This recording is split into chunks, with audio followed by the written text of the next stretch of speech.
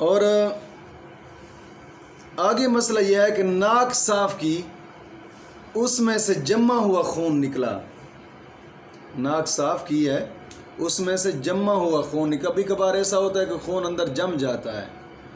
بعض اوقات ہم سمجھتے ہیں جناب یہ زخم ہوا ہے، لیکن زخم نہیں ہوتا، وہ خون جمع ہوا ہوتا ہے۔ اگر وہ خون جمع ہوا نکلا تو اس سے وضو نہیں ٹوٹتا،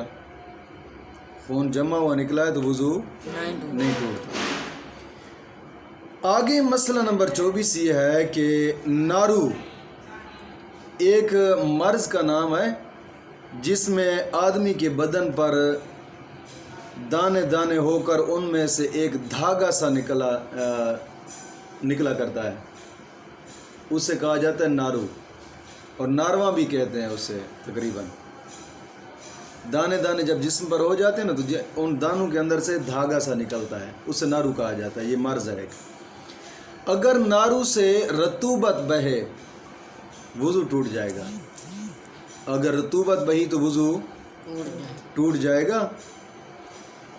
اور اگر ڈورا نکلا ہے، رطوبت نہیں نکلی بلکہ ڈورا نکلا ہے، تو ڈورے نکلنے سے وضو نہیں ٹوٹے گا۔